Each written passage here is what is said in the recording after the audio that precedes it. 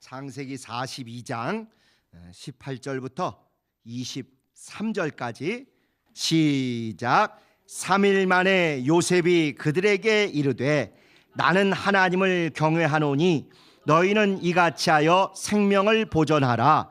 너희가 독실한 자이면 너희 형제 중 한 사람만 그 옥에 갇히게 하고 너희는 곡식을 가지고 가서 너희 집들의 주림을 구하고 너희 말째 아우를 내게로 데리고 오라. 그리하면 너희 말이 진실함이 되고 너희가 죽지 아니하리라. 그들이 그대로 하니라. 그들이 서로 말하되 우리가 아우의 일로 인하여 범죄하였도다. 그가 우리에게 애걸할 때에 그 마음의 괴로움을 보고도 듣지 아니하였으므로 이 괴로움이 우리에게 임하였도다. 루벤이 그들에게 대답하여 가로되 내가 너희더러 그 아이에게 득죄하지 말라고 하지 아니하였느냐. 그래도 너희가 듣지 아니하였느니라. 그러므로 그의 핏값을 내게 되었도다 하니 피차간에 통변을 세웠으므로 그들은 요셉이 그 말을 알아들은 줄을 알지 못하였더라. 아멘. 간단히 이 부분은 무슨 내용인가 하니 요셉이 이제 정체를 안 드러내고 그 형들이 곡식 사러 애굽에 왔을 때 누명을 덮어 씌웠어요. 이 정탐꾼들, 요즘 말로 하면 뭐예요? 이 스파이들, 니들 잡아 죽인다 하고 그냥 대답할 기회도 제대로 안 주고 감옥에 넣었다가 3일간 생고생을 시킨 다음에 다 꺼내서 이제 좀 얼르는 것입니다.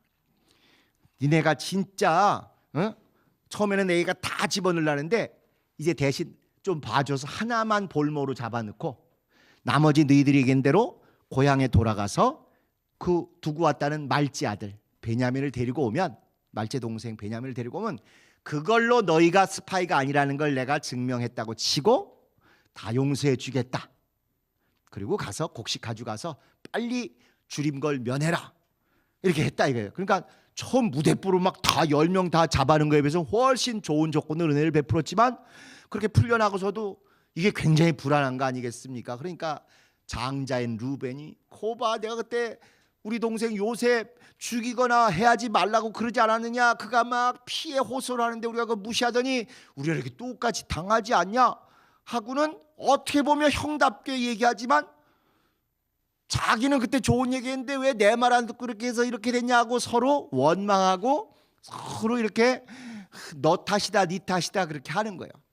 한번 보세요. 뭐 회의 같은 데서 나는 이런 견해고 나는 이런 견해고 회의에서는 막 서로 토론하고 싸울 수 있죠. 그러나 결국 이렇게 하기로 했으면 다 공범 아닙니까? 좋은 일이 됐건 나쁜 일이 됐건. 근데 꼭 치사한 사람이 어떻게 하냐면요, 나중에 나는 그거 반대했었다고, 나는 그거 손 안 들었다고. 견해가 달라서 그랬을 수 있어도 같이 회의했으면 딱 이건 우리 공통의 의견이고 공통의 책임이다 이렇게 나가야 되는데, 루벤이 약간 좀 거시기하게 나는 안 그랬다고, 나는 억울하다고 지금 좀 그러면서 이렇게 가다가 굼시렁 했는데, 그때 이 요셉이 애굽 사람인 줄 알고 이제 못 들으는 줄 아는 거예요. 요셉이 자기네 말을 못 알아듣고 통변, 그러니까 통역자가 있어서 얘기하는데 통역자가 통역 안 하니까 우리끼리 이런 속마음 다 얘기해도 요셉이 모를 거라 하는데 요셉이 알아요 몰라요? 다 알아듣는 거예요. 그리고 채점을 하는 거예요. 첫째 루벤 뭐몇 점 메모점, 둘째 시몬 뭐몇 점 다 본 것입니다. 우리가 읽은 내용이 이제 딱 그거예요. 그래서 오늘 제목이 누명 썼던 자의 누명 씌우기. 이게 이제 옛날 얘기일수록 당했던 거 그대로 보복할 때 우리는 유쾌 통쾌 상쾌하잖아요. 아주 쌤통이고 후련하잖아요. 또 드라마가 그렇게 끝나야 박수가 나오지, 요새 현대 드라마 마냥 이게 어떻게 된 건지 긴가민가하면 끝나고도 찝찝해요.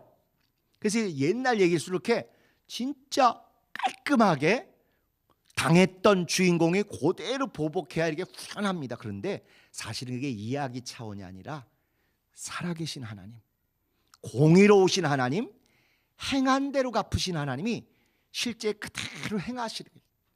죄를 진 자가 그걸 감추려고 할수록 그거와 똑같은 현상이 자기 옆에서 일어나고, 죄를 진 자가 요건 내가 절대로 피해야지, 난 요거 두들겨 맞지 말아야지 하고 피하면 피할수록 자꾸 자기 머리에 그런 고통, 그런 심판, 그런 피해가 고스란히 오게 하시는 걸 볼 때 진짜 하나님이 살아계시구나, 하나님이 정말로 공의로우시구나, 행한 대로 요만큼도 애누리하지 않고 갚아주시는구나, 우리 믿음이 그런 데서 담력을 얻게 됩니다. 그래서 누명 썼던 요셉이 이제 일부러 누명을 씌우는 거예요, 그 자기를 괴롭힌 형들에게. 그런데 여러분, 이 누명을 씌우려는 요셉의 의도가 골탕 먹이는 게 의도예요, 그들의 성품이 변화된 걸 검증하기 위한 의도예요? 이럴 때는 너무 분명한 2번입니다.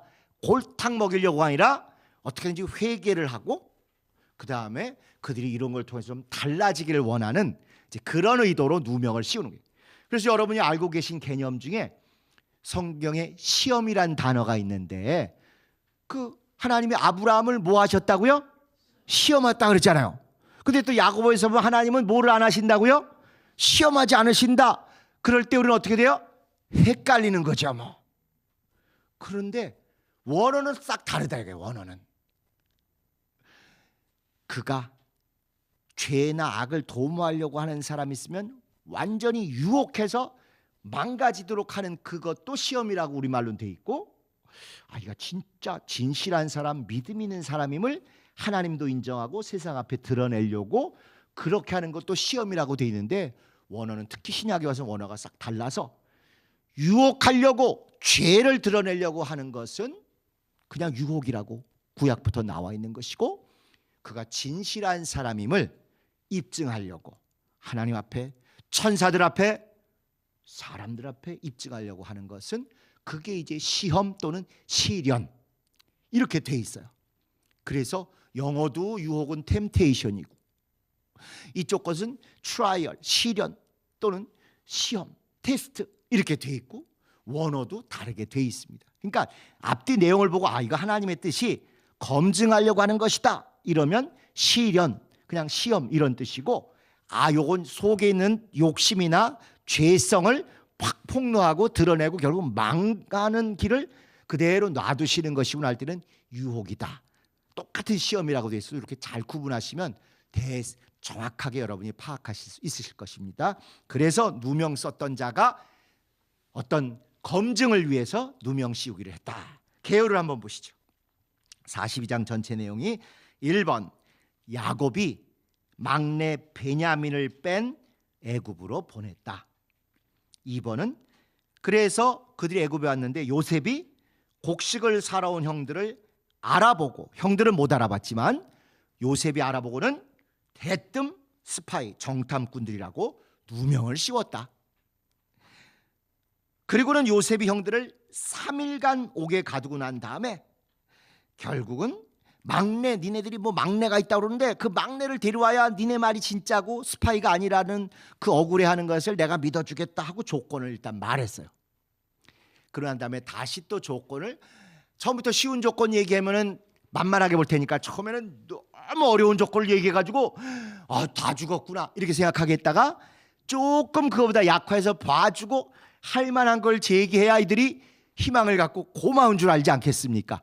그래서 4번에는 이제는 너희 다가 아니라 그러면 한 명만, 요셉이 한 사람만 볼모로 잡고 나머지는 풀려날 수 있는 새 조건을 말했다. 5번 그러고 나니까 풀려나면서 요셉의 형들이 통역 앞에서 요셉이 못 알아듣는 줄 알고 자기들 속마음을 막 털어놓고, 요셉은 못 들은 척, 못 알아듣는 척 하면서도 이 내용을 다 들었다. 그리고는 결국 그 10명 중에 어떤 이유에선지 요셉이, 우리 같으면 어떻게 했겠어요?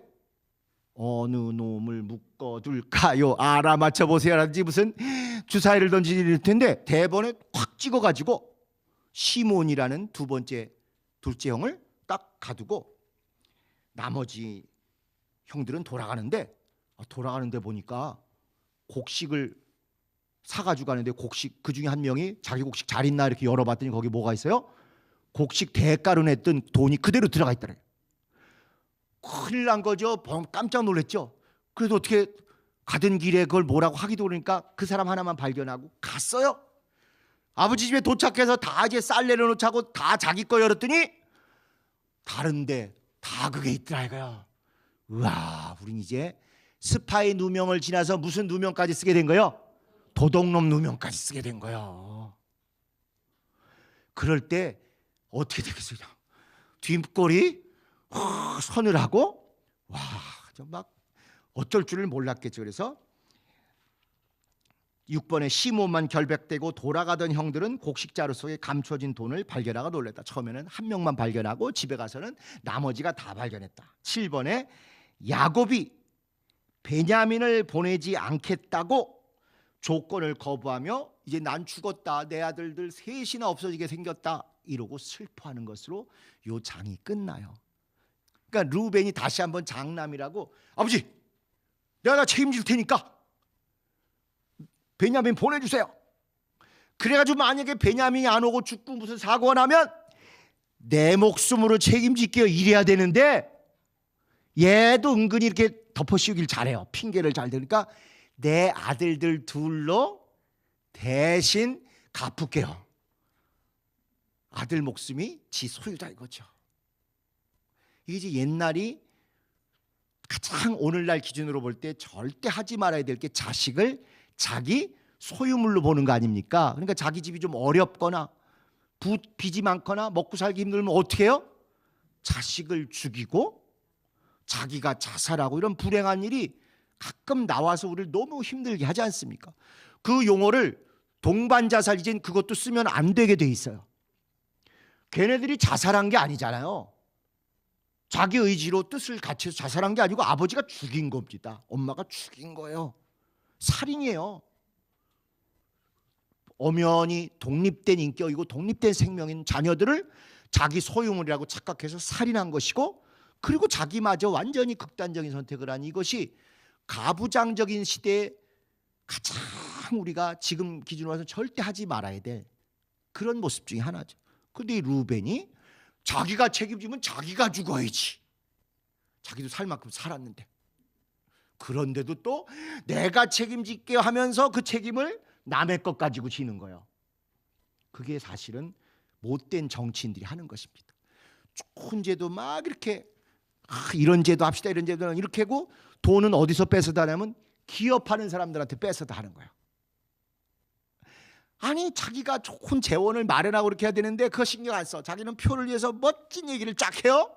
그러고 나서는 삼성, 현대, SK 이런 사람 회장들 불러다가 매가지를 비틀어 가지고 낼 거야 안 낼 거야 하든지, 아니면 다른 거 조금 떳떳하지 못한 걸 이렇게 연결해서 하니까 안타깝게도 이런 악순환이 우리 사회에서 계속되는 거 아닙니까? 그래서 박근혜 대통령도 그것 때문에 그 감옥에도 가고, 이런 일들이 누구 잘잘못을 떠나서 정치가 자꾸 그렇게 열심히 사회적인 자기 역할을 하는 사람들을 불러다가 이렇게 겁박하거나 그들을 사용해서 생생내면 안 되거든요.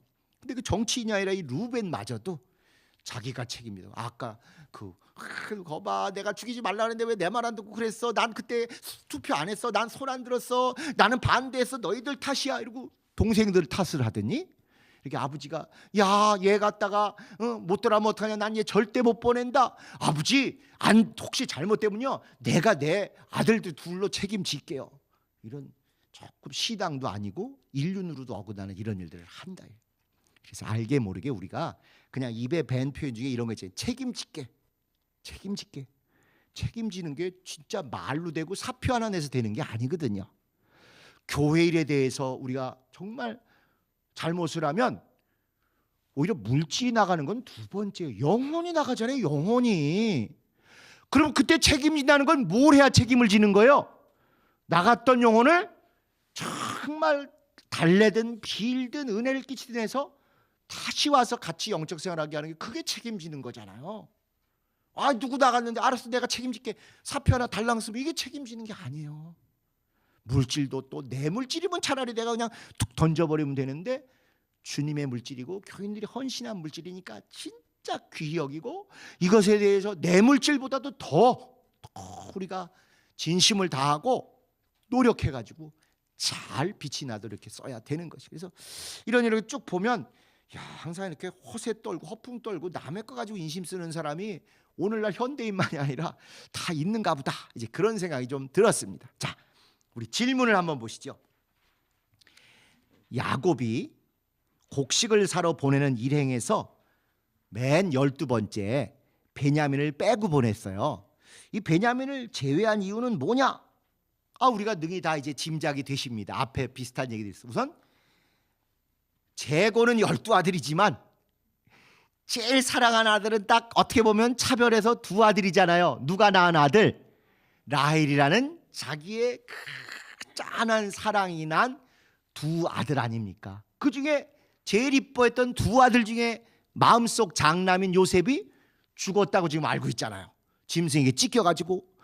그러니 막내 얘 하나 남았는데 그 사랑하는 라헬이 끼치고 간 2아들 중에 하나들 남았는데 이걸 어떻게 보내겠어요?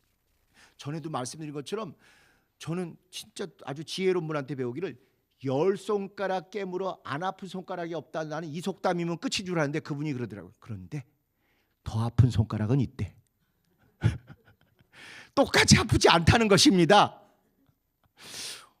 그렇구나. 10손가락이 다 아프긴 하지만 확실히 더 아픈 손가락이 있는 게 부모의 솔직한 심정인가 봐요. 이 야곱이 그 자기 제일 사랑하는 여인의 그 하나 남은 아들인데다가 얘가 또 터울이 뜨네요. 늦동이 아닙니까? 늦동이. 얼마나 애틋하겠습니까? 더욱이 얘를 낳으면서 자기 아내 라헬이 어떻게 됐었죠? 죽었잖아요. 그 애틋함을 어떻게 없애겠습니까? 걔 볼 때마다 얼굴이 뭐가 비쳐 보이겠죠. 걔도 보이고 죽었다고 하는 형도 보이지만 그 자기가 잊지 못해서 20년을 고생을 하고 끝까지 지키려고 했던 그 여인이 이제 고생 끝 행복 시장이 되려고 돌아오는데 그때 얘 낳으면서 죽었으니 얘 볼 때마다 기쁘기도 하지만 여기서 뭔가 휑하고 눈물이 그렁그렁 그렇지 않았겠습니까? 다들 이게 그냥 신랑 신부 100년 해로 하시는 분들이라 이게 잘 실감이 안 나시는 모양인데 그래 정말 애틋했을 것 같아요. 그래서 아마 이 베냐민을 안 보냈을 것 같습니다. 자, 두 번째, 요셉이 형들에게 여러 죄목 중에 하필이면 정탐, 스파이들이라는 누명을 씌우는 건 무엇일까요? 한번 생각해 보세요. 여러분 입장 바꿔서 골탕을 좀 먹여야 되지 않겠습니까? 지금 이것들을 정신 차리게 하기 위해서. 근데 왜 허구 많은 죄 중에 스파이라고 했을까? 이게 그냥 성경을 딱 덮고도 생각하셔야 되고 또 성경을 이렇게 째려보시면서 동시에 생각하셔야 돼요. 우선은 옛날도 그렇고 지금도 그렇고 스파이 하면 죄가 제일 무겁습니다. 거의 다 징역이 엄청 세든지 총살형이든지 다 그렇잖아요. 얘네들 세게 겁을 줄래니까 제일 센 죄목을 일단 딱 거는 겁니다. 이 스파이, 정탐꾼, 우리나라를 망하게 하려고 또는 바로나 자기를 암살하려고 한 나쁜 놈이다. 덜컹하고 변명의 여지가 없이 쫙 이렇게 잡아 가두려고 하는. 요즘 우리 옆에 나라 중국이 제일 참 해대도 너무한다 싶은 게 이게 스파이로 관광객을 몰아서 잡아가둔다는 얘기가 가끔 있잖아요. 국가 안보를 위협하는 뭐 사진을 찍거나 또 중국에서 조금이라도 부정적인 얘기를 중국 오기 전에 했거나 거기 와서 했거나 대만을 거쳐왔거나 이러면 바로 그냥 영장 없이 잡아가고 그게 다 스파이에 해당되는 거예요. 그런 거는 뭐 무슨 인권이니 정상적인 제도니 절차를 거쳐서 이런 게 안 통하는 죄예요. 그래서 요셉이 형들에게 정탐꾼이라고 세운 첫 번째는 이렇게 가슴이 철렁 내려앉도록 제일 센 그 혐의를 엎어 씌우느라고 그런 겁니다. 그런데 그보다 더 직접적으로 연관 있는 건 요셉이 형들에게 완전히 찍히고 미움받은 게 스파이 짓 때문에 그랬다는 거 혹시 기억나시나요? 자기들이 들판에서 일하고 있는데 아빠가 야 형들 가서 일 잘하는지 아니면 땡땡이 치고 있는지 가서 좀 보고 와라 했더니 요것이 가가지고 정직하니까 있는 그대로 쫙 보고 그대로 아빠 동영상도 촬영했겠죠. 지금 같으면 그대로 아빠한테 가서 아빠 큰형은 800에 비고 자고 기타 치고 놀고 있고요. 셋째 형은요 저기 도시에 가가지고 미팅하고 있고요. 전부 룰루랄라 놀고 먹은 걸 다 그대로 스파이 짓을 했잖아요. 야곱으로서는 진실하고 충성된 청지기 직분을 아버지가 하라는 대로 해왔는데 당하는 형들 입장에서는 이런 고자질쟁이 이런 스파이 해가지고 완전히 찍혀서 그래가지고 걔를 그렇게 구덩이에 밀어놓고 죽이려고 그러다가 또 그 다음에 이렇게 팔아치우고 그렇지 않습니까? 그래서 하고 많은 죄 중에 스파이를 라고 딱 누명 씌울 때는 바로 니들이 못된 짓 한 것을 공의로우신 하나님의 심판처럼 똑같이 당해보라는 것입니다. 뿐만 아니라 한 가지 더 요소가 있다면 진짜 나중에 하나님이 스파이처럼 결과적으로 사용하셔서 야곱의 가족 전체가 들어가 살 곳에 미리 상황을 알고 미리 하나씩 둘씩 세팅을 하게 하는 거예요. 우리도 이민을 가거나 뭐 하거나 할 때 가족이 한꺼번에 가면 황당하거든요. 그러니까 가족 중에 누가 먼저 가서 혼자 고생은 진탕하지만 알아볼 거 알아보고 집 장만할 거 하고 애들 학교 어떻게 하고 이렇게 어느 정도 된다면 한 6개월이면 6개월 이렇게 지나서 데리고 오면 훨씬 그게 쉬워요. 정탐꾼이 하는 일이 또 그런 것이 있다. 그래서 나중에 여러분 가나안 땅 들어갈 때 처음에 땅이 어떻게 생겼는가 전쟁도 잘 이기고 정착하는 데 도움이 됐죠. 결과적으로 이들은 누명을 썼지만 하나님은 그것의 나쁜 면만 경험하게 하신 게 아니라 좋은 면도 동시에 경험하게 하시는 것입니다. 그래서 사실은 우리가 믿음의 담력이 있는 것 중에 하나가 저는 그거라고 생각해요. 진짜 기도하고 좋은 뜻으로 의논해서 어떤 일을 하게 되면 그게 개인적인 일이건 교회 일이건 우리가 영감이 부족하고 분별력이 부족해서 때로는 귀신에 속아서 할 수도 있어요. 그런데 하면서도 서로 싸우거나 이러지 않고 그래도 주님 뜻대로 우리 같이 잘 가보자 기도하고 서로 신뢰하고 이렇게 하다 보면 비록 처음에 시작은 좀 첫 단추가 잘못 껴져서 귀신에 속아서 시작했다 할지라도 우리의 중심을 보시고 우리의 좋은 동기와 좋은 마음을 아시는 하나님께서 슬그머니 이렇게 앞길을 인도하셔가지고 합력하여 선한 결과가 완성되도록 반드시 책임져 주십니다. 그래서 우리가 주님의 일을 하되 믿음이 있는 자들이 함께 할 때 담력이 있는 거예요. 입으로도 기도하는 게 담력이 되지만 특별히 우리에게 영이 전심을 다해서 하나님께 기도하는 방언 기도를 하고 같이 하고 그렇게 서로를 신뢰하고 존중하게 되면 시작돼 혹시 잘못하거나 믿음이 아니게 끼어들거나 심지어 귀신에 속아서 잘못 시작했다 할지라도 주님의 인도하심을 받고 방언 기도하고 함께 모아서 결국은 생각했던 것 이상으로 좋은 결과가 옵니다. 그래서 허구 많은 죄목 중에 스파이다, 정탐꾼이라고 하는 게 이렇게 세 가지 각도의 효과를 하나님 한 번에 다 보신다 이거예요. 가장 겁주기에서 최고로 센 죄목을 덮어씌웠고 그들이 실제로 요셉을 가장 미워해서 죽이려고 했던 그 잘못 악행에 대해서 고스란히 반대로 당하게 하셨고 그리고 그게 누명이었지만 결국은 그 스파이 같이 와서 미리 정탐 잘해가지고 여기에 적응을 잘해서 나중에 아버지랑 온 식구를 데리고 와서 잘 살 수 있도록 미리 선발대 역할을 하게 했다. 이게 하나님의 일하시는 오묘한 뜻입니다. 성경의 사건들을 볼 때는 요런 각도로 자꾸 보셔야 어느 하나만 보고 이것만 옳다고 그러고 그게 아닌 것 같다고 하는 딴 집사님에서는 몰라서 그래 이렇게 정죄하면 안 된다. 어쩔 수 없이 설교자가 그 시간에는 요면만 얘기할 수는 있지만 모든 성경 구절들의 하나님의 역사식은 절대 하나님 한 번에 한 건만 해결하지 않으세요. 최소 3건은 해결하십니다. 자, 3번 한번 보시죠. 형들이 무고함을 변명하기 위해 가족관계를 자세히 밝히는 이유는 사실은요 여러분, 정탐꾼이다, 스파이다 이렇게 누명을 씌우면 아니에요. 우리 정탐 안 했어요. 우리 눈은 항상 앞에만 봤어요. 보세요. CCTV 보십시다. 우리가 어딜 봤는지 이렇게 얘기해야 되는데 얘네들은 어떻게 보면 맞지도 않게 우리는요 아버지가 계시고 형제가 12이고 그중에 뭐가 있고 이거 아무 소용없는 거예요.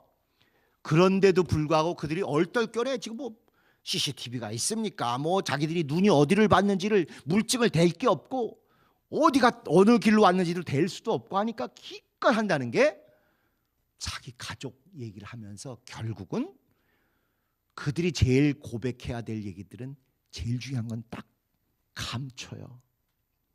자기들 형제가 12인데 하나는 어떻게 없어지고 하나 말째는 그냥 저기 그냥 스무스하게 책 잡히지 않을 정도로만 얘기하지 진짜 정직하게 얘기하지 않아요.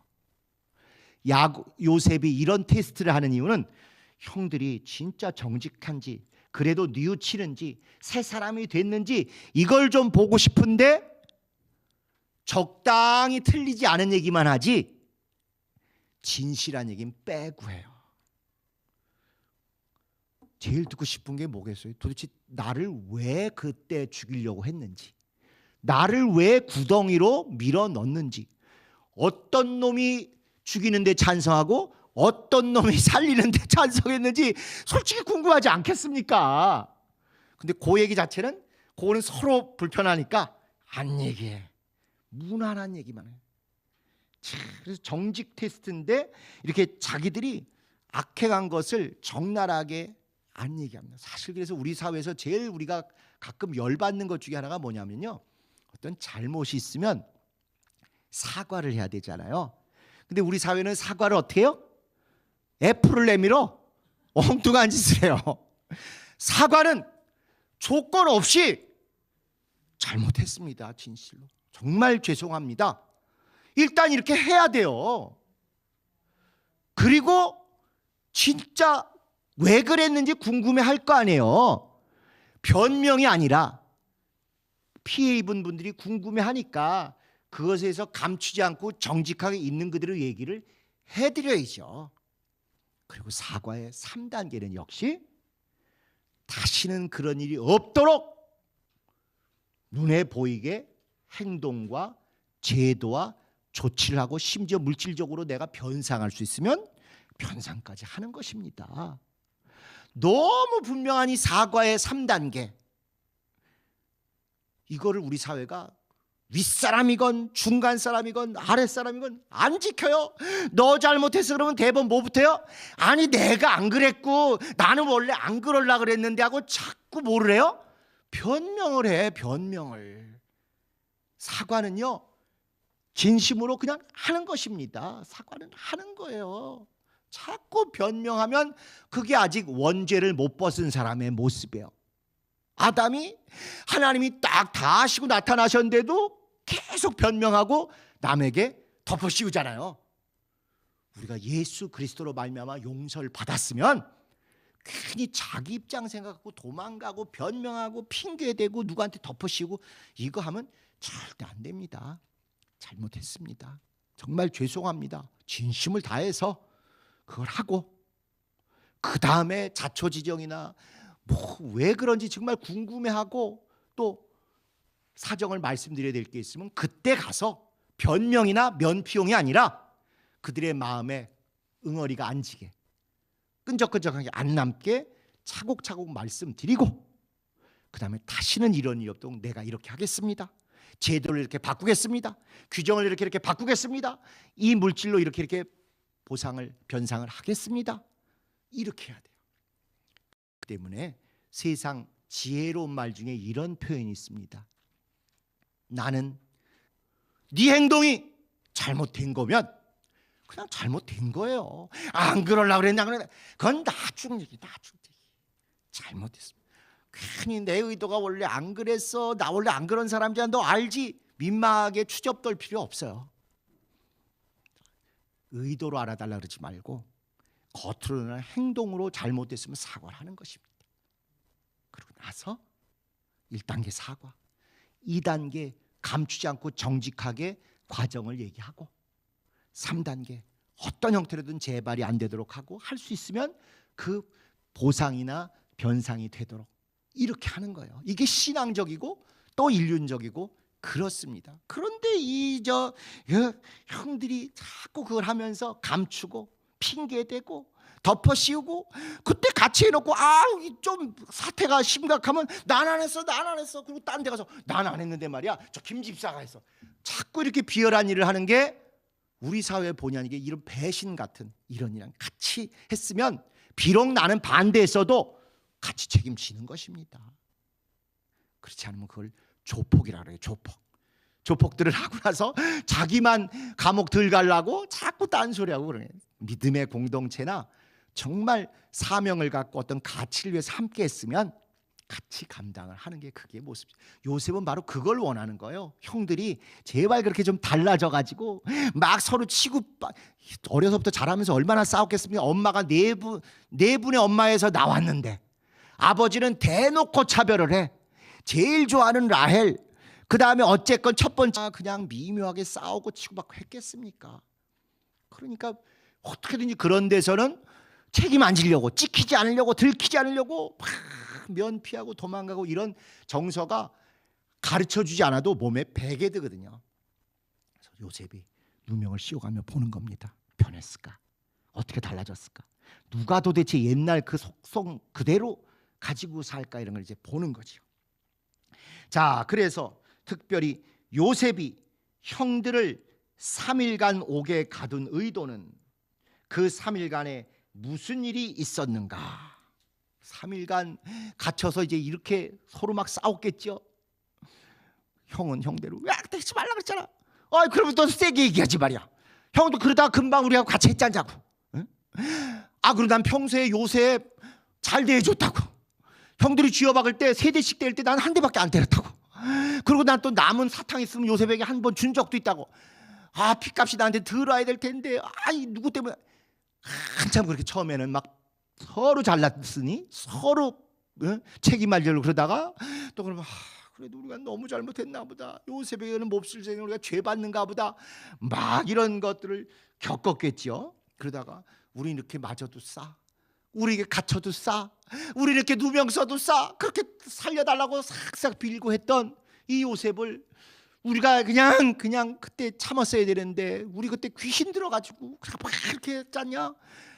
온갖 얘기하면서 3일간 막 이렇게 고통을 겪었겠죠.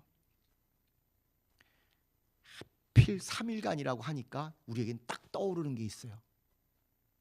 이렇게 옥에 갇히듯 정상적이면 이런 회개나 이런 되돌아보는 게 있었겠습니까? 이 인간들이 옥에 갇히니까 우리가 동생의 핏값을 이렇게 청구받는구나, 살려달라고 그렇게 애걸복걸하고 구덩이에서 눈을 이렇게 뜨고 정말 애처롭게 바라보던 그 눈빛을 우리가 잔인하게 모른 척하고 뒤돌아쓰고 그 옆에서 컵라면 먹고 막 밥 먹고 희희낙낙했던 그것 때문인가 보다, 이런 얘기 막 했겠죠.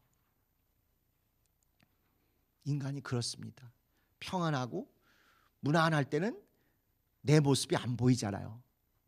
우리가 무슨 미신이거나 또 무슨 저주받는 신앙 이것 때문이 아니라 무언가 말로 설명이 잘 안 되고 앞뒤가 잘 맞지 않는 어떤 불행한 일, 이해할 수 없는 일이 닥쳤을 때 비로소 내가 주님과 온전한 관계를 맺고 있는가, 내가 왜 이렇게 이런 함정에 빠졌을까, 이렇게 돌아보지 않겠습니까? 그래서 분명히 감옥이 진짜 요셉의 형들이 갇힌 누명이고 억울하고 답답한 거지만 동시에 이들에게는 최고로 은혜 받을 만한 조건이 자기 자신을 돌아보고 또 앞길을 내다보고 간구하고 매달리고 가난한 심령으로 주님을 찾을 수 있는 절호의 기회가 된 거예요.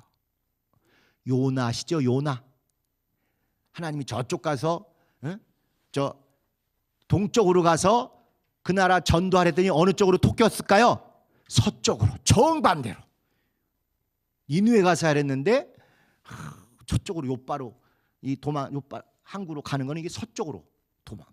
강릉 가서 전도를 했더니 어디로 톡긴 거예요? 인천이나 김포로 톡기는 거예요. 정반대로. 그런데 그 요나가 물고기 뱃속에 갇혔어요. 요나서 자체는 몇 시간 동안 갇혔는지가 안 나와 있는데 마태복음 12장에 예수님께서 직접 말씀하시기를 요나가 물고기 뱃속에 3일 3야 72시간을 갇혀 있었다. 그러니까 비로소 요나가 회개를 하고 내가 정말 주님의 말씀을 제대로 듣고도 이렇게 청개구리 인류 역사상 최고의 청개구리가 이놈 같아요. 직접 듣고서도 정반대로 갔잖아요. 그러고 나서 거기서 한 기도 중에 뭐가 있냐면 내가 서원한 것을 갚으러 가겠나이다 하고 온전한 회개가 이루어지니까 그 다음에 물고기가 뱉고 요나가 그 서원을 갚으러 예루살렘 성전으로 갔습니다. 그 서원은 꼭 우린 서원하면 뭐부터 생각해요? 꼭 이 약속헌금부터 생각하잖아요. 작정헌금. 그게 아니고 무언가 예배라든가 말씀 증거라든가 전도라든가 그런 거예요. 그냥 우리가 제일 트라우마가 그냥 서원하면 그냥 이게 되는 바람에 이게 참 우리가 성숙하게 빨리 이걸 해결을 해야 될 테니. 그렇게 요나도 물고기 뱃속이라는 감옥과 똑같은 거기 들어가서 비로소 사람 됐지요. 사람 됐어. 아니 일반인도 아니고 선지자. 거의 날 때부터 선지자거든요. 요나가. 그런 인간이 하나님이 저희 가서 전도하라 그랬는데 가서 전도하는 게 아니라 도망가도 어디로 갔다고요? 정반대로. 또 거기서 육지에 얼쩡거리면 눈에 띌 것 같으니까 어디로 갔다고요? 배로 또 내려갔어. 배 타고 그 당시 지구 끝이 스페인이에요. 스페인. 지브롤터 해협. 거기까지 걸어갈 수 있는 거리니까 거기로 가는 배를 탔어요. 그런데 또 가판에서 얼쩡얼쩡하면 하나님이 쑥 보시다가 발각될 수 있을 것 같으니까 어디로 내려갔다고요? 배 밑창으로. 그래도 또 눈 뜨고 써 있으려니까 찔리고 가책하고 괴롭잖아요. 그럴 때 우리는 어떻게 해요? 입을 뒤집어 쓰고 눈 감고 나 자한다. 연구 없다 이러잖아요. 그랬다가 풍랑이 와가지고 제비 뽑았더니 누가 걸렸다고요? 요나 걸려가지고 집어 던졌는데 물고기 뱃속이라는 감옥에 제대로 딱 갇혔어요. 그러니 그 감옥이 결과적으로 저주예요? 축복이에요? 축복으로 역사한 거죠. 아까 정탐꾼이라는 누명이 저주고 고통이었지만 결과적으로 이 사람들이 다 조금씩 정직해지고 더 가족들이 와서 정착하는데 미리 잘 준비한 축복으로 결과한 것과 이치가 똑같습니다. 그래서 우리 주님이 내가 다른 표적은 보일 게 없고 요나의 표적만 보이는데 3일 3야 3날 낮과 3밤을 그 물고기 뱃속에 감옥 같은 데 있어서 죽었다 살아나서 새로운 시대가 열린 것처럼 복음을 전해서 구원받는 니느웨 사람이 생긴 것처럼 인자도 그렇게 무덤 가운데 3일을 계시다 나오셔서 죽음 가운데서 살아나셔서 부활의 복음을 우리들에게 주신 거 아니겠습니까? 그러니까 이들이 실제로 뉘우치고 자책하고 서로 싸우기도 하지만 서로 가난한 심령으로 돌아보고 어찌해야 될지 애통해하고 하는 그걸 위해서도 요 3일간 옥에 가두는 걸 통해서 이들이 조금씩 변화되고 뉘우치게 됐고 이게 예표가 돼서 요나나 우리 주님께서 하신 것처럼 우리도 역시 마찬가지다 이거예요. 만사형통하고 정말 독수리 날개 단 것처럼 모든 게 잘 돼. 그러면 우리가 벌써 몰락해도 몰락했을 것 같습니다. 그런데 적당한 시점에 주님께 부르짖지 않고는 도저히 빠져나갈 길이 없는 그 골짜기들을 겪으면서 주님께 간구하고 주님께 진짜 부르짖었죠. 그래서 이 감옥이라는 게 겉으로 보면 감옥이지만 진짜로는 기도원 같은 기도원. 또 우리 개신교는 카톨릭 같은 고해 성사실은 없지만 그래도 개인 기도 방이 있잖아요.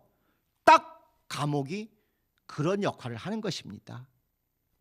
뿐만 아니라 여기가 진정으로 신학교 중에 신학교가 이런 감옥 같은데요. 원래 범죄자들 학교라 그러잖아요. 감옥을 들어가서 뭐 배우고 나오죠? 못된 건 다 배우고 나오잖아요. 변호사 뺨칠 정도로 피해 나가는 거 배워오잖아요. 그러나 신앙인은 감옥이 기도실이고 고해실이고 진짜로 신학교 중 신학교입니다. 아까 요나 얘기를 했지만 요나 날 때부터 선지자 되라고 비둘기라는 이름으로 지은 거에 하나님의 소식을 실어 나르는, 그리고 훈련을 잘 받았는데 그렇게 뺀질거리다가 물고기 뱃속 들어가는 애가 거기서 정신 차리고 거기서 완전히 새 사람이 돼서 제대로 직분 감당하는 거예요. 그래서 모든 성경에 나오는 것들은 이런 양면성을 보셔야 됩니다. 우리 노아의 방주 그림으로 이렇게 보셨을 때 노아의 방주가 홍수 가운데 살아남는 이런 정말 좋은 구원의 방주이기도 하지만 노아의 방주 구조가 감옥 구조하고 똑같이 방방이 쫙 있고 노아가 대제사장이지만 동시에 간수처럼 쫙 돌아가면서 이렇게 감시하고 이런 사진 보신 적이 있어요? 구원받아서 기쁜 것보다 그 1년 내내 거기 갇혀서 얼마나 힘들었겠어요.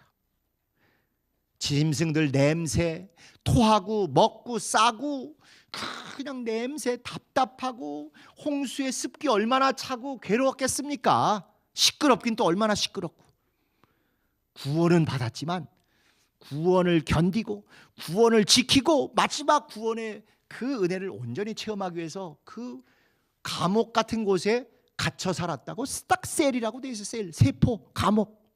그런 양면성이 있는 것처럼 이렇게 실제로 감옥에 요셉의 형제들이 있으면서 회개도 되고 돌아보기도 하고 조금씩 조금씩 변화되는 모습이 있는 것처럼 요나도 거기 들어가서 기도실이고 고해 다 쏟아내고 하나님께 토설하고 또 거기 있으면서 진심으로 하나님의 의도를 깨닫고 나오는 그런 곳이다 하는 것입니다.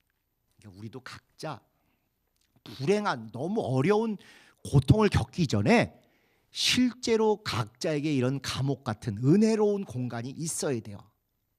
예를 들면 가정주부 같으면 다용도실에 일부러도 좀 작게 해서 꼭 무릎 꿇지 않아도 돼요. 이렇게 거기 가면 다 앉아서 세탁기 돌리느라고 넣으면서 거기서 잠깐 10분이라도 거기 들어가면 한번 기도하고 방언하고, 하나님 이건 너무 속상해. 꼭 고상한 기도만이 기도가 아니지 않습니까? 하나님 이놈의 영감 거기를 정말 거기서 토설하고 거기 다 이렇게 내놓고 나오시고 이런 게 필요합니다. 또 운전하시는 분은 다른 게 아니라 이 운전대 딱 들어가서 딱 잡을 때 하나님 오늘 안전운전 하세요 이 기도도 하지만 거기가 진짜 나와 하나님만이 직접 교통하는 최고의 기도굴, 최고의 기도원, 최고로 하나님을 직접 1대1로 독대하는 자리다. 그런 마음들이 필요하신 거예요. 그래서 바로 운전대 잡자마자 출발하는 게 아니라 아무도 없는 그 자리에서 하나님, 저 사람 왜 나한테 그러지? 난 정말 이해가 안 됩니다. 하나님, 물론 내가 부족하기도 하고 잘못한 것도 있지만 제발 저 사람도 자기 영혼을 위해서 좀 이렇게 안 해줬으면 좋겠어요. 좀 하나님께서 어루만져 주세요. 저도 다시 출발할 터이니 하나님 저 사람과 우리 꼭 부부가 아니더라도 거래처라든가 또 관계에 있는 분이 이렇게 하면 처음 이렇게 그런 기도가 필요합니다. 저 같은 경우에도 처음 예수 믿고 이제 청년 때 여기 와가지고 참 나는 아는 게 없고 하니까 안 되겠다고는 성경책 들고 그때 이제 독서실이라는 게 이제 독서실 요새도 가긴 합니다. 그때는 독서실이 가가지고 학교 공부보다 일주일 내내 성경 펴서 읽어보고 그때 사실 성령도 안 받았을 때거든요. 그래도 이게 해야 된다니 해보고 또 거기서 기도도 잘못하면 혼자 쪼글쪼글 독서실에서 크게 할 수 있어요? 없잖아요. 그러니까 쪼글쪼글 하고 속으로 하고 뭐 그러면서 글자들로도 끄적끄적거리고 어쩌면 제 평생에 그때가 제일 그래도 착하고 순수했던 그런 모습이 아니었을까 그런 생각이 들더라고요. 요나처럼 감옥에는 안 갔어도 또 요셉의 형들처럼 감옥에는 안 갔어도 우리 각자에게 그렇게 하나님과만 정말 아무것도 없고 하나님과만 그렇게 독대할 수 있는 그런 지성소, 개인적인 지성소가 있으면 겉으로 보면 감옥이지만 진짜 하나님을 제대로 만날 수 있는 하나님 얼굴 앞에 서는 지성소, 나만의 지성소, 나만의 하나님께 독대 장소 이런 것들을 꼭 좀 구별하셨으면 좋겠습니다. 그래서 거기 가서 찔리고 토하고 먹은 거 토하는 게 아니라 내 속마음 밉고 싫은 것까지 다 토해내고 그다음에 고침받고 나오는 이런 게 우리 신앙의 가장 중요한, 수동적으로 교회 와서 설교 듣고 예배 듣고 이렇게만 해서 맨날 나 좋아진다가 아니라 그거 당연히 필요하지만 삶의 6날 중간중간에 나의 지성소는 어딘가, 나의 하나님의 독대 장소는 어딘가, 나의 거룩한 감옥은 어딘가, 이런 것들을 정말 잘 이용하시는 분들은 평생 정말 큰 요동 없이 잘 지내실 걸로 확실합니다. 자,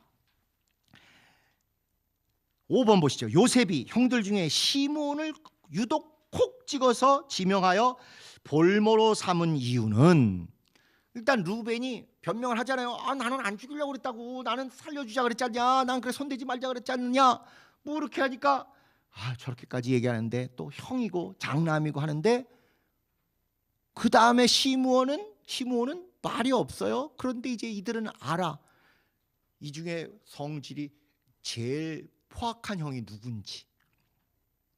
시므온 하면 딱 절대 잊지 마셔야 될 게 뭐냐면요, 세겜에서 자기 여동생 디나를 욕보였다고 하나님의 거룩한 예식인 할례를 거짓말로 사용해서 그 세겜 족속들을 다 아주 몰살을 시켰잖아요. 한번 여쭤보겠습니다. 열받고 눈 돌아가고 꼭지 돌아가면 500명쯤은 죽일 만한 깡다구나 성깔 있으신 분 손 한번 들어봐 주세요. 500명은커녕 한 명도 사실 우리는 불가능한데 몇백 명을 이렇게 했잖아요. 인물은 인물이에요. 보통 사람 아니죠. 나중에 야곱이 죽기 직전에 12아들 안수하고 축복할 때 다른 애들은 다 좋은 얘기했는데 유독 그 일에 함께했던 시몬과 레위는 너희들 절대로 얘네하고 한편 먹지 말라, 여기 끼지 마라, 쟤들은 살인기계다. 창세기 49장에 그렇게 써놨어요. 그게 어느 날 갑자기 귀신이 쏙 들어가서 아니라 그 순간 귀신이 들어가기도 했겠지만 벌써 성질이나 이게 포악하고 잔악한 사람이 있는 것 같아요. 진짜 우리가 뭐 저게 어떻게 저럴까 싶은 일들을 쉽게 하는 사람들을 보면 안타깝지만 좀 우리하고 종자가 다른 사람이 있다 그런 목사가 사실 이렇게 하면 안 되는데 너무 진짜 이해가 안 되는 면들이 있대요. 어쨌건 이 요셉도 그걸 아는 거야. 제일 변화가 필요하고 또 가다가 싸우고 막 이렇게 하는데 분란이 안 일어나게 하려면 뭔가 시한폭탄 하나를 빼내는 게 좋겠다 해가지고 빼낸 사람이 요 시몬입니다. 이미 그 성격을 알고 있었기 때문에. 자, 그 다음에 6번, 형들이 이렇게 정탐꾼 누명해서 나중에 이제 도둑들 누명으로 덮어쓰게 되지 않습니까? 돈이 주고 온 줄 알았는데 안 주고 딱 빼돌려서 자기 그 자루에 다 들어가 있으니까 이렇게 도둑 누명으로 바뀐 이유는, 그래서 그 결과는 점점 더 이들이 죄책감에 억눌리는 거예요. 우리 이제 죽었다. 정탐꾼이 아닌 건 동생 데려가면 이제 해명이 되잖아요. 그런데 갔을 때 니네 왜 그때 돈 안 내고 톡 꼈냐? 왜 돈 삥땅 했냐? 이건 뭐 너무 분명하잖아요. 자기들도 알고. 그러니까 점점 더 이제 우리 목줄이 죄온다, 이걸 아는 거죠. 목줄이 죄오고 벼랑에 몰리면 그나마 또 정직해지고 뭔가 살 길을 찾기 위해서 매달리고 자기들 나름대로 고민을 하겠죠. 그래서 일부러 바뀌어가는데 결국 핵심은 정직성 테스트예요. 정직성 테스트. 이들이 요셉을 죽이고도 아버지한테 가서 짐승이 뜯어먹었습니다. 요셉을 사실은 죽이려고 했다가 팔아치워서 죽지 않았잖아요. 그런데도 아버지에게 절대 하지 말아야 될, 아버지 요셉이 예를 들면 산적에게 잡혀갔어요, 어딘가 살아있을 거예요, 이거 하고 짐승에게 찢겨서 죽었어요, 여기 옷에 피 묻었지 않습니까, 끝장났어요, 이거하고는 하늘과 땅 차이 아닙니까? 아버지가 그냥 희망이라도 갔는데 이거는 완전히 절망하고 자기 이 심장 속에다가 그 피 맺힌 한을 품고 살아야 되잖아요. 그 거짓말을 아버지한테 들키지 않으려고 계속 하고 있는 인간들 아닙니까, 이 형들이. 그러니까 누명을 통해서 스파이, 그 다음에 절도, 다 이거 억울하고 사실관계가 다르지만 이런 걸 통해서 그들이 얼마까지 정직할 수 있냐. 사실 우리가 우리 동생을 이렇게 했습니다. 아버지께 고백하고 아버지 우리 용서해 주세요. 아버지 이렇게 했습니다. 이런 과정들을 쭉 보느라고 정직성 테스트에서 했습니다. 그래서 나중에 이들이 유다도 그렇고 와서 이제 조금씩 감추지 않고 정직한 얘기들을 하기 시작해요. 요 직전까지는 그 순간만 모면하려고 애들이 왜 엄마한테 거짓말하는 코스 잘 아시잖아요. 평생 겪어보셨잖아요. 이거 누가 먹었어? 저요 하면 되는데 아닌 것처럼 하고 말이야. 이렇게 하고 이렇게 거짓말이 꼬리에 꼬리를 물고 엄마는 다 아는데. 에? 사실 애들한테는 엄마가 거의 하나님 수준으로 아는 거 아닙니까? 이놈이 뭐 하는지. 그런데도 엄마 모르는 줄 알고 그냥 뺀질뺀질하고 하는 거. 그런 과정을 쭉 거쳐나가는 걸 하나님도 아시고 요셉도 알게 되더라고요. 자, 마지막으로 7번.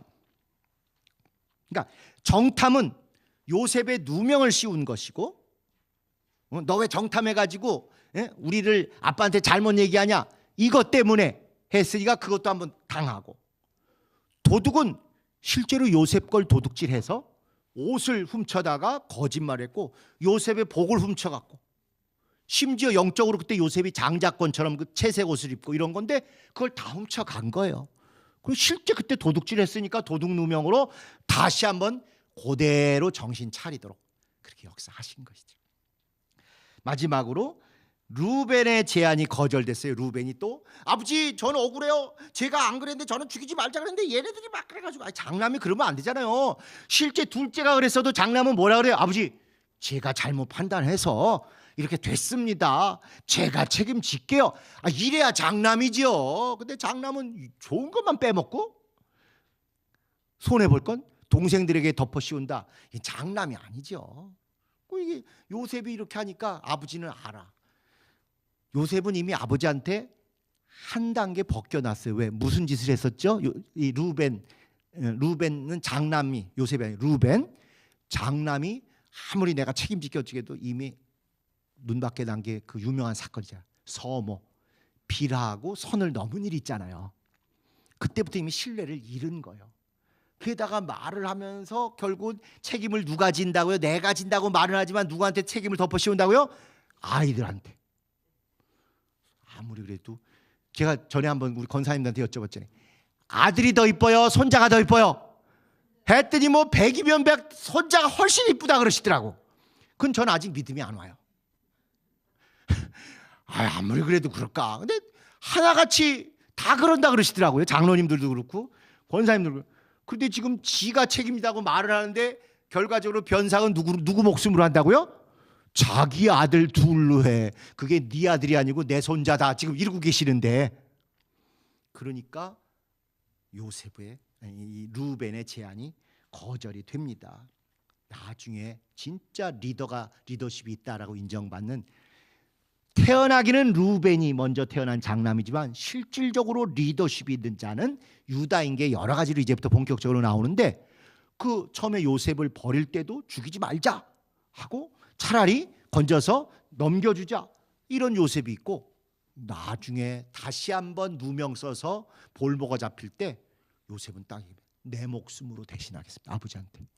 루벤은 내가 책임지겠습니다. 내 아들 목숨으로 치부하지요 했는데 요셉은, 이 유다는 내가 책임지고 내 목숨을 베냐민을 대신하겠습니다. 딱 이래요.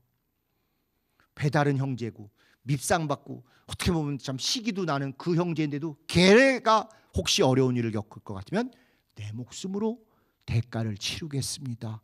그래서 점점 하나님 앞에서뿐만 아니라 인간적으로 볼 때에도 유다가 리더가 될 만하게 점점 성장하는구나. 그래서 아까 말씀드린 49장에 야곱이 이렇게 축복할 때 리더에게, 유다에게 왕의 홀, 왕의 권위, 왕권이 너의 가문에서 너를 떠나지 않고 계속 될 것이다. 이렇게 얘기를 하게 되는 거죠. 자, 이렇게 해서 이제 루벤이 진정성도 없고 이렇게 찍히고 이런 것들이 다 허풍 있고 허세가 있고 이런 걸 아버지가 아니까 그걸 용납 안 하고 이제 안 보내게 돼서 이제 또 한 번 위기가 왔습니다. 두고 온 시몬 죽을 텐데, 이제 그 다음에 43장 가면 어떻게든지 또 가가지고 또 그 다음 일이 이어지죠. 자, 요약 한번 보시죠. 요셉의 형들이 곡식을 구하러 애굽에 가서 요셉의 꿈대로 절을 하잖아요. 그렇지만 졸지에 누명을 썼어요. 2번, 요셉의 형들은 옥에 갇히고 요셉 앞에서 통역이 있어서 못 알아듣는 줄 알고 적나라하게 다 드러내면서 기질도 드러내고 성품도 드러내고 속마음도 진의를 다 드러내게 됐어요. 다 뽀록 났어요. 3번, 그래서 시므온은 볼모가 되고 루벤의 제안은 거절되고 야곱은 자식을 잃은 슬픔에 빠진다. 사실은 아버지한테 가서 아버지 사실은요 요셉이 죽은 건 아니고요. 그때 이렇게 됐습니다. 이실 짓고 하면 살 길이 생기고 하나님의 역사가 더 빨리 일어났을 텐데 끝까지 그 얘기는 안 해. 자기들에게 혼나지 않을 만큼만 얘기를 해요. 그건 진실한 고백이 아니죠. 그래서 항상 정치인이라든가 좀 못된 사람은 말한 것도 중요하지만 더 중요한 게 뭐예요? 말하지 않고 감춘 것에 진실이 있는 거예요. 1 더하기 1은 2입니다. 오늘 이랬으면 5에서 3 빼기 2였구나. 5개가 있는데 3개 헤쳐먹고 2 남았다는 얘기구나. 이렇게 우리가 알아들어야 된다 이거예요. 이 악한 사람들한테는. 근데 우린 저도 그렇고 너무 우리가 좀 순박하잖아요. 말하면 말한 거 그대로 끄떡끄떡하고 이해하지 설마 저 뒤에 딴 걸 감추고 그걸 은폐하기 위해서 이 얘기를 했으랴 이런 걸 우리가 잘 모르잖아요. 그런데 이제 가끔 사회에서 이런 얘기 있죠. 어느 유명한 연예인이 마약했다는 게 딱 뉴스에 나. 그럼 이제부터 젊은 사람들은 어떻게 알아요? 뭘 감추려고 저 뉴스를 지금 터뜨렸을까? 그러죠. 더 중요한 딴 뉴스가 터질 것 같으면 또는 그게 루머로 돌아다니면 그걸 감추기 위해서 국민들의 호기심이 확 쏠리도록 유명한 연예인 누가 마약했다든지 이런 정직하지 못한 게 세상살이 아니겠습니까? 그러나 신앙은 하나님 앞에서도 그렇고 관계된 사람에서도 사과하고 진실로 어쩌였는지를 변명 때문이 아니라 그대로 토설하고 그 다음에 할 수 있는 일까지 한다. 이걸 우리가 절대 잊어서는 안 될 것 같습니다. 자, 마무리. 저장. 하나님이 하시기로 한 일은 인간이 아무리 잔머리 꼼수 이렇게 해도 인간의 모든 도모를 사용하셔서라도 결국 이루신다. 심지어 우리가 조금 연약하거나 잘못해서 귀신 들어서 잘못을 해도 중심과 영혼과 방언을 해가면서 이렇게 할 때는 반드시 하나님이 역전하시고 합력하여 선을 이루신다. 2번, 공의로운 하나님은 이렇게 요셉에게 못된 짓 했던 형들의 열을 건건이 그대로 뒤집으셔서 곧 선인과 악인의 처지를 180도 완전히 뒤바꾸셔서 행한 대로 갚으신다. 우리가 이미 야곱 속이는 대가가 얼마나 번번이 속는지 하나님의 역사를 한번 보셨지 않습니까? 똑같이 요셉의 억울한 것을 형들에게 누명을 비롯한 여러 가지를 통해서 그대로 당해서 정신 차리게 이렇게 하신다는 거죠. 3번, 하나님의 일에 사용받는 중에도 악한 동기를 가진 자는 하나님이 적절하게 거르신다. 루벤이 그럴 말은 그럴듯하게 하지만 면피하려고 그러고 자기는 의로워지려고 그러고 책임 안 지려고 그러고 심지어 아이들까지 니까 통과 제끼잖아요. 또 시므온도 둘째 형이면 나름 권위도 있고 그런데 저놈은 포악해서 중간 가다가 싸우고 뭐 할지 모르니까 일부러 격리를 시켜서 다 이렇게 하나님이 제하여 버리는 것입니다. 그러니까 우리도 개혁 이렇게 하면서 안타깝고 참 답답하고 이렇게 하면서도 정말 중심이 바르고 하나님이 하신다. 우리 서로고 마찰도 있고 그러지만 함께 모아주셨다. 이 마음을 가지고 끝까지 가는 사람이 있는가 하면 끝까지 좀 부정적이고 정죄하고 성토하고 난 그렇게 안 했다고 이런 사람들이 있사옵니다. 그건 우리가 어떻게 할 일이 아니라 하나님이 알아서 교통정리를 하시고 또 그는 그대로 영혼이 여기서 너무 다칠 것 같으면 딴 데로 좀 이렇게 피하기도 하신다. 이제 이렇게 좀 넓게 우리가 봐야 될 것 같습니다. 결과적으로 이 누명 썼던 자의 누명 씌우기 이렇게 해서 하나님의 공의가 나타나고 갇혔던 자의 이 땅굴 속에 갇혔던 자의 형제 가두기 갇혔던 자가 또 가두기도 하고 또 형제로부터 잘려나간 자가 이제 형제를 하나씩 잘라내기 시작하잖아요. 가둔다 그러고. 이런 아이러니라 그러는데 이런 것들이 계속 있어요. 그래서 모든 사람부터 경배받고 절받던 요셉이 모든 자를 지금 다 속이고 있습니다. 또 모든 자에게 생명을 주던 자가 지금 모든 자에게 고통을 주고 있어요. 일부러 검증하고 변화를 위해서. 또 모든 것을 아는 자가 모든 것을 다 이용해서 요셉이 다 이용해서 지금 하나님의 선한 도구로 일을 이루고 있습니다. 그러나도 중간에 그 다음에 이제 우리가 안 읽은 데 보면 형들이 막 뉘우치고 자기들끼리도 조금 달라지고 이런 모습을 보고는 요셉이 혼자 가지고 막 통곡하고 다시 나오고 이렇습니다. 여러분 우리 속담에 그런 거 있죠. 때린 놈은 어떡하죠? 때린 놈은 발 뻗고 못 자도 맞은 놈은 발 뻗고 잔다. 이거 옛날 얘기예요. 그나마 그 시대는 우리가 순전하고 양심이라도 있어서 그러지 요새는요. 때린 놈은 발 뻗고 자고 이게 맞은 놈은 진짜 악몽, 가위 눌림으로 평생 고통 겪지 않습니까? 그게 학폭 아닙니까? 학폭. 맞은 사람들이 더 억울하게 평생 그걸 못 떨치고 고통을 한술 더 떠서 요새는 어떤 일이 있어요? 때린 놈은 룰루랄라 연예인이 돼. 그렇죠? 맞은 사람은 트라우마, 평생 소가리로 극단적인 선택하는 사람도 있지 않습니까? 악할 대로 악해진 그런 현황이에요. 가해자는 망각하고 속편히 지내고 피해자는 기억하고 평생 억울하게 지내는 게 요즘 세상이 됐지 않습니까? 또 가해자는 가스라이팅 하면서도 더 계속 억압해.